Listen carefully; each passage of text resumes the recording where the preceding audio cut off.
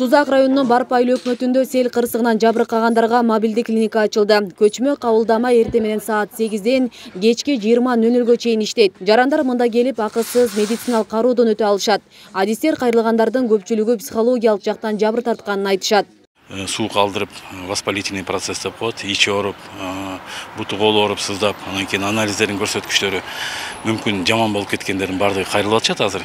Лаборатория иштеп атат ичинде, терапевттер көрүп атат, УЗИстер көрүп атат, боюнда бар келиндерди көргөнү УЗИс келип отурду. Азыр ушул жеринен жардам көрсөтүп, эгер аларды ушул жерде жардам көрсөтүп кое бере турган болсо кое беришет, болбосо областтык оорукананын же Сузак райондук оорукананын стационарына жөнөтүп, ал жерден кийинки жардам көрсөтүш үчүн ушул мобильный клиника коюлду. Бүгүн эртең менен саат 10дон баштап иштей баштадык. Караңга чейин иштешет. Эртең бүрсүгүн канча күн ушул жерге мобильный клиника керек болсо, биз ошончо күн ушул жерде кармап беребиз. Сотрудниктер баардыгы даяр. Ошол анан психотерапевт, психологдор болсо жакшы болот эле. Анан в основном неврологическая симптоматика азыр, стрессовый ситуацияга. А так неме биздин бул жерде өзүбүздүн мындай колубуздан келишинче жардам берип атабыз. Нөшөрлөп жааган жаандын кесепетинен Сузак районунун Барпы, Атабеков жана Сузак айыл өкмөтүндөгү тургундар материалдык зыян тартышты. Алдын ала алынган маалыматтар боюнча сел суусу 870 үйдү каптаган. Анын ичинен 16 турак жай авариялык абалга кептелди. Мындан сырткары малжандыктар үй канаттууларды суу агызган. Материалдык чыгымдарды тактоо боюнча атайын комиссия иш алып барууда. Штабыбызды өткөзүп, ар бирөөлөрүнө сектор боюнча мекемелерге биз үйлөрдү карта боюнча бөлүштүрүп бердик. Көчө жооптуу адамдарды дайындадык. Азыркы күндө мындай башаламан жок. Ар бир мекеме өзүнүн участоктуна жооп берип, ошол жерге адамдарды коюп, керектүү жумуштарын жүргүзүп атат. Ошонун эле жанында бизде могу азыр жаныбарлардын өлүмдөрү мында көп болду. Тоок, өрдөк, майда жаныбарлар.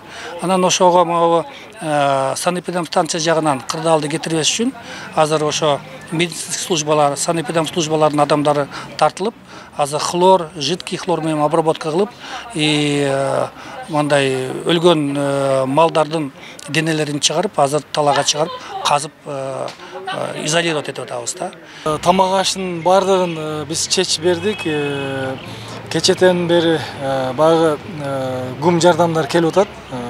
Аларды таркатып бердик. Un, май, макарон, ушундай бир баягы демөөрчүлөр тарабынан жардам болуп таркатып бердик. Бүгүн 1000 кап un, 3 тонна суу май таркатабыз. Ошондо 3 литрликтен 1000 баягы штук суу майы, анан 1000 кап un 50 килограммдан. Учурда селдин келип чыгуу себептери аныкталып, аны жоо иштери жүрүп жатат. Бүгүн өзгөчө Кырдаалдар министри Бообек Ажыкеев сел жүргөн айылдарды кыдырып, жабырлануучуларга 3 күн ичинде сел коопсуздугу жолго коюларын белгиледи. Эмне себептен бул суунун кесепети ушунчалык урду? Бул Көгарттын дарыянын ашып кеткени жана дамбанын жапсыздыгы болуп калды. Экинчи себеп бул эки көпөрөнүн алды толуп калгандыктан ошол жерден дагы ашып бир нече үйлөрдү басып кеткен болду. Ошол жактарды оңдоп кетсек, бул биринчи себептен биз кутулабыз. То есть Көгарттын суусун ашырбаганга биз жумушту жүргүзөбүз.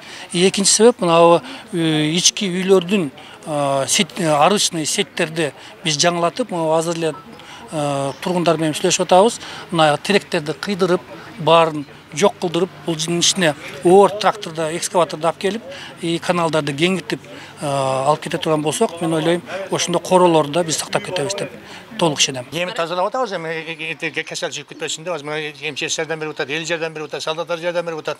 Бар эл эме кылып атат, жардам болот, жакшы жардам көрсөтүп атат.